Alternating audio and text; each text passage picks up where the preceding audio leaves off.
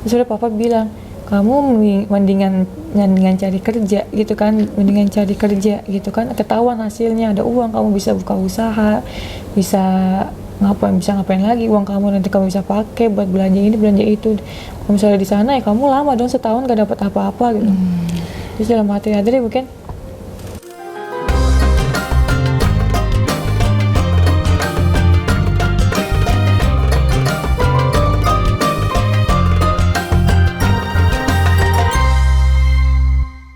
Assalamualaikum warahmatullahi wabarakatuh. Sahabat semuanya, kembali lagi dalam segmen cerita penghafal Quran. Dan di sebelah saya sudah ada Adrena dari Jakarta. Umurnya berapa?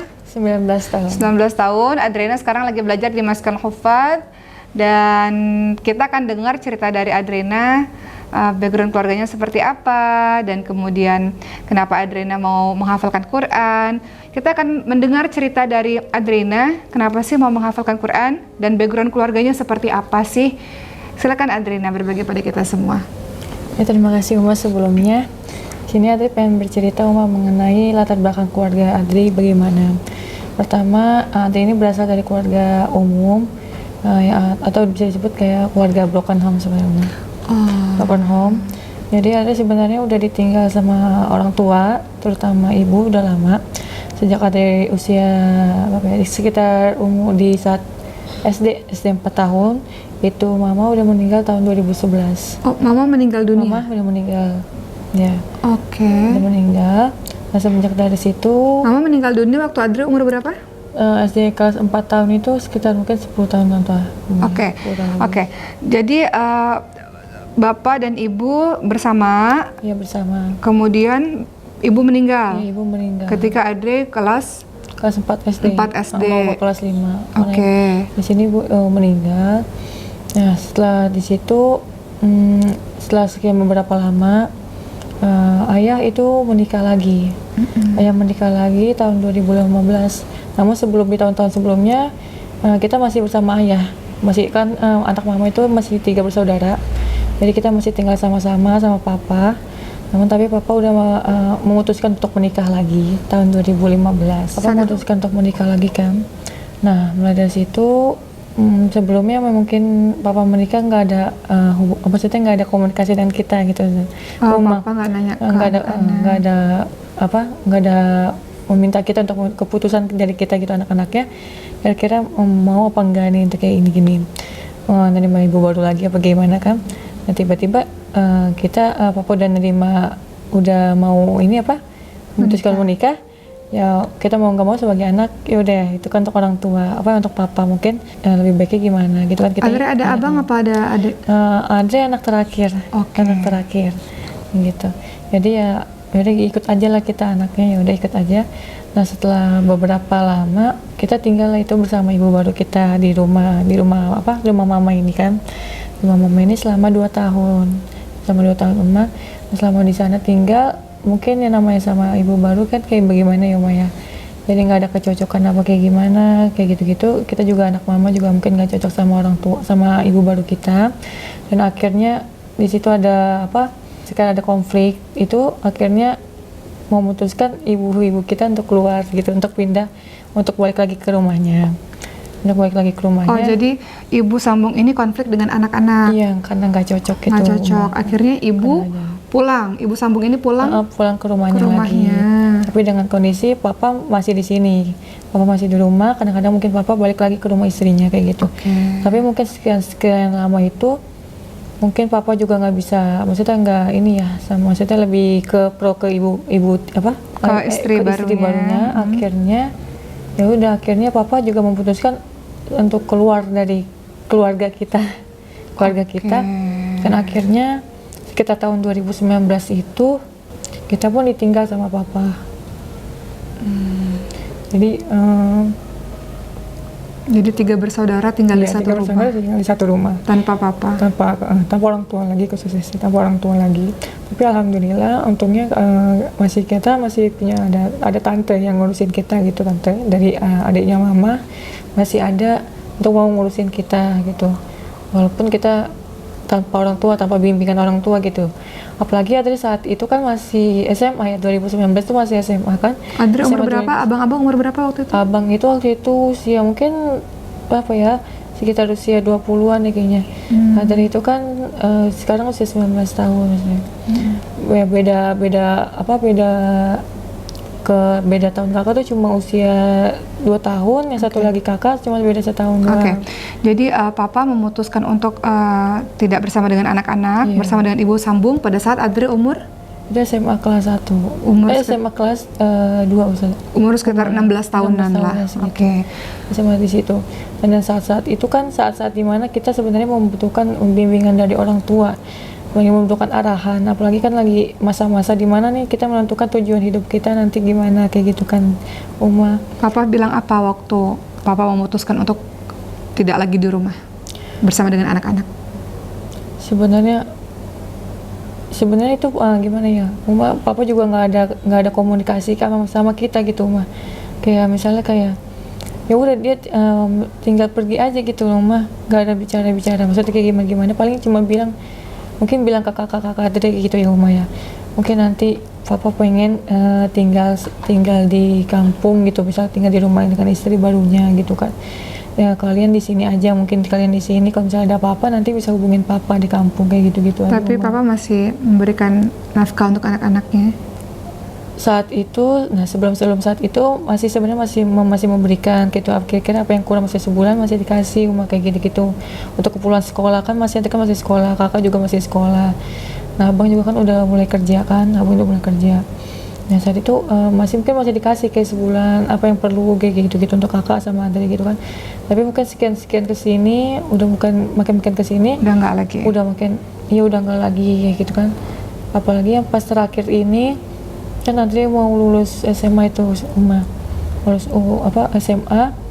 Adri pun bingung gitu mau lanjut kemana ya gitu kan. Ya kan kok nggak ada yang ngasih tahu gitu, maksudnya Papa pun juga ngasih tahu, orang tua pun juga ngasih tahu, kayak nggak ada yang ngasih tahu gitu loh. Adri nggak tahu arahnya kemana gitu Iya, ya. kayak hilang Karena arah gitu. di rumah itu tidak ada orang tua, tidak ada yang bisa mengarahkan Adri. Walaupun ada tante, tapi kan tante tinggalnya di rumah yang berbeda ya. Jadi kalian hidup bertiga di situ. Pasti kan tante juga pasti punya anak kan, pasti juga ngurusin anaknya. Pakai gimana kan Adri juga nggak enak ya, maksudnya gimana ya Uma. Walaupun walaupun nggak ada orang tua, tapi kan harus tetap paling nggak ada usaha gitu loh untuk diri sendiri apa gimana gitu kan. Akhirnya Adit pun bingung di situ ya, ini mau lanjut kuliah apa mau kayak gimana ya. Terus Adit pun sampai setelah lulus SMA itu Adit pun bingung nih mau kuliah tapi nggak ada biayanya kan. Adit pun disuruh tante coba deh, tante pun mengusahakan kayak Adit cari beasiswa kayak gitu kan. Adit pun cari beasiswa kayak gimana cari beasiswa. Nah selama Adit cari beasiswa itu alhamdulillah sih Uma, maksudnya ada yang keterima, ada yang keterima, mungkin ada yang keterima. Namun kok beasiswanya masih maksudnya biayanya masih besar gitu loh Uma. Akhirnya setelah lulusku itu Ade memutuskan untuk cari kerja dulu, dan alhamdulillah Ade selama lulus kuliah tuh Ade kerja dulu Uma. Kerja sebagai? Pertama itu kerja di kayak klinik kecantikan itu loh, Ma. Nah, jadi kayak kerja di itu Adri sudah pakai jilbab? Adri udah pakai jilbab. Dari SMA itu Adri udah pakai jilbab, Uma. Dan jadi Adri kerja itu pakai jilbab dulu. Terus kerja selang beberapa lama ya, mungkin sekitar 4 bulan nggak lama. Karena kan ada yang pas itu kan ada COVID juga, Uma. Nah, jadi Adri memutuskan untuk resign juga kan karena kendala jaraknya juga kan ya. Setelah beberapa lama tuh Adri bisa nabung gitu kan, Uma, bisa nabung. Dan akhirnya pun Andre ya nabung dulu aja, terus coba untuk membuka kayak usaha kecil-kecilan, bisnis juga, kayak gitu, belajar untuk membuka bisnis kayak gitu-gitu. Ya alhamdulillah sih bisnisnya maksudnya ada pemasukan gitu lah, pemasukan walaupun nggak terlalu banyak, tapi kan kita belajar untuk belajar cara berbisnis gimana untuk kedepannya kayak gitu.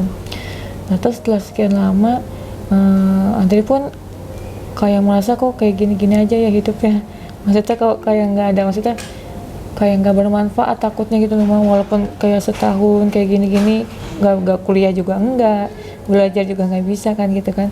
Dan akhirnya tante pun ada suatu saat tuh tante pun kayak ngabarin ke Adri gitu, Ini ada sekolah apa kayak pesantren gitu mah, namanya Maskan Hufaz gitu. Terus Adri tuh kan dikasih tahu kan sama tante, Adri tuh bingung masih sebenarnya apa gitu kan. Karena Adri itu berasal dari sekolahnya umum. Sekolah umum banget, terus dalam keluarga pun nggak terlalu agamis banget itu mah. Kakak-kakak juga maksudnya yang nggak agamis banget gitu loh, biasa aja gitu dalam Islam, walaupun kayak sholat 5 waktu ya masih, tapi ya kayak biasa aja gitu loh. Dan akhirnya Adri tuh masih dengar dikasih tahu pesantren itu masih kayak awam gitu loh. Ini pesantren apa gitu kan, padahal nggak tahu. Terus tante bilang mau nggak masuk ke sini, kalau nggak mau nggak apa-apa gitu kan. Akhirnya Adri baca dulu apa kayak gimana. Sebenarnya tuh Adri tuh masih pengen belajar, cuma nggak ada apa fasilitasnya gitu, tempat untuk Adri belajar tuh di mana gitu kan. Dan akhirnya Adri pun bilang coba dilihat dulu deh kayak gitu kan. Dan akhirnya Adri pun mikir dulu nih mau masuk apa enggak ya. Tapi kan karena Adri mikir juga kayaknya sholat sih di rumah masih iya, belajar Al-Quran di rumah juga iya, tapi kok kayak nggak ngefek, maksudnya kayak nggak ngefek, kayak nggak ada pengaruhnya gitu loh. Mungkin apa yang salah dalam hidup ini kayak gitu kan.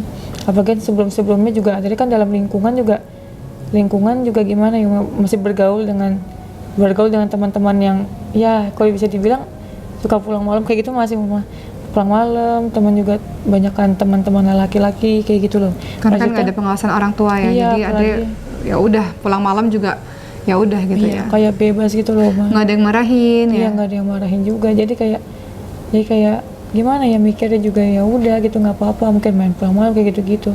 Jadi masih dalam lingkungan yang liar sih, tapi alhamdulillah masih nggak terlalu bebas banget. Ada juga masih mikir nanti wah nggak boleh kayak gini, walaupun nggak ada orang tua ya harus tetap terjaga gitu loh. Harus tetap bisa melindungi diri gitu kan. Sampai akhirnya Adri masuk ke Maskan Hufaz. Ya, Maskan Hufaz atas keinginan sendiri sebenarnya, atas keinginan sendiri, karena kesadaran diri sendiri. Ya udah, kalau misalnya buat apa lagi gitu loh, hidup kayak gini-gini doang nggak ada manfaatnya gitu. Oke, akhirnya Adri berada di Maskan Hufaz. Apa yang dikatakan oleh ayahnya Adri waktu Adri akhirnya masuk untuk menjadi penghafal Al-Quran? Ya sebelum itu Adri minta izin dulu sebenarnya, minta izin ke orang-orang, ke tante, ke abang, ke ayah terutama. Dan papa sebenarnya bilang kayak gini, pesantren apa gitu kan. Papa bilang ya pesantren, ada mau ngetap di sana belajar Al-Quran, hafalin Al-Quran kayak gitu. Terus udah papa bilang, kamu mendingan cari kerja gitu kan, ketahuan hasilnya, ada uang, kamu bisa buka usaha, bisa ngapain lagi, uang kamu nanti kamu bisa pakai buat belanja ini belanja itu. Kalau misalnya di sana ya kamu lama dong, setahun gak dapat apa-apa gitu. Terus dalam hati Adri mungkin ya ada sih sebenarnya diam aja, dari dalam hati mungkin ya udah beda pendapat, gak bisa ditanggapin lagi, udah lebih baik kita diam aja gitu. Mungkin nanti mungkin setelah dari sini mungkin baru kelihatan hasilnya. Belajar Al-Quran, apapun niat Adri itu kan karena Allah ya, bukan karena pengen nanti bisa cari kerja dengan Al-Quran kayak gini-gini, enggak. Ya niatnya mencari ridho karena Allah. Semoga aja nanti Adri bisa membawa Al-Quran ini, bisa sedikitnya berdakwah di dalam keluarga gitu loh Ustazah. Bisa sedikitnya berdakwah dalam keluarga dan daerah sekitar kayak gitu. Oke, Adri, kita udah sama-sama mendengar kisahnya Adri, bagaimana Adri ditinggal oleh ibu di usia kecil. Sebagaimana kita tahu setiap anak memerlukan kasih sayang seorang ibu. Kemudian ayah menikah lagi, Adri berkonflik, mungkin tidak terlalu cocok ya Adri dengan abang-abang Adri bersama dengan ibu sambung, dan akhirnya ayah memilih untuk bersama dengan ibu sambung. Tinggallah Adri dan abang-abangnya di rumah itu tanpa awasan orang tua, sehingga Adri juga sering pulang malam, sering bergaul juga dengan yang bukan mahram ya Adri ya, karena nggak ada arahan itu. Dan Adri mendapat pertentangan, maksudnya orang tua khususnya ayah tidak terlalu setuju di awalnya ketika Adri menghafalkan Quran, tapi Adri berhasil meyakinkan orang tua atau ayah. Sekarang Adri sudah di sini, sudah berusaha untuk menjadi seorang penghafal Quran. Apa harapan Adri untuk kehidupan Adri? Dan janji Adri untuk papa dan juga almarhum mama? Adri berharap setelah Adri belajar menghafal Al-Quran dari sini, Adri bisa mengamalkan dan mengajarkan kembali Al-Quran setidaknya sedikit ya, dari untuk berdakwah dalam keluarga. Dan Adri berharap nanti suatu saat Adri bisa mengajarkan kembali Al-Quran ini hingga ke negeri Cina sana, hingga ke luar negeri sana seperti Umma bisa belajar kembali mengamalkan Al-Quran, mengajarkan kembali ke Al-Quran hingga ke luar negeri sana, dan bisa kembali berdakwah. Dan Adri berharap ikrar Adri sendiri untuk keluarga, ada yang ingin membuktikan bahwa sebagai seorang penghafal Al-Quran itu bukan tidak menghasilkan sesuatu, tapi akan menghasilkan sesuatu bukan untuk dunia, tapi akan untuk dunia dan pun akhirat. Jadi kalau kita mengejar akhirat, insya Allah dunia pun kita akan dapatkan itu. Di saat banyak orang mengatakan jadi penghafal Quran nggak bisa jadi apa-apa, kamu nggak dapat uang dan sebagainya, tapi Adri yakin insya Allah dengan menghafalkan Quran, insya Allah Adri dapat akhirat dan kemudian dunia akan mengikuti, insya Allah. Dan harapan Adri untuk keluarga Adri seperti apa? Ya, untuk keluarga Adri berharap banget mereka segera mendapat Allah memberikan hidayah kepada keluarga Adri. Setidaknya mereka bisa kembali mengingat Allah. Setidaknya mereka bisa kembali kepada Allah lah, mengingat kembali kepada Allah dan menjalankan hidup. Ya setidaknya ada panduan itu lah dari belajar Al-Quran juga. Oke, itu dimulai dari Adri, insya Allah. Dari keluarga Adri, Allah memilih Adri untuk belajar Quran supaya kelak akan menyinari keluarganya Adri, mengajak abang-abang juga untuk lebih dekat lagi dengan Quran, mengajak ayah juga untuk lebih dekat lagi dengan Quran. Dan Adri akan membuktikan insya Allah dengan jadi seorang penghafal Quran.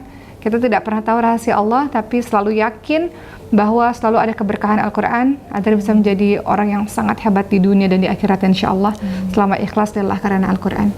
Makasih Adri kisahnya hari ini. Ini pembelajaran untuk semuanya, keluarga yang broken home, keluarga yang mungkin tidak bersama-sama, tidak selamanya anak-anaknya menjadi tidak baik ya. Adri memilih untuk menjadi seorang penghafal Quran, dan mudah-mudahan dengan wasilah Quran Allah mengembalikan keluarga Adri menjadi satu rukun, tenang semuanya ya insya Allah.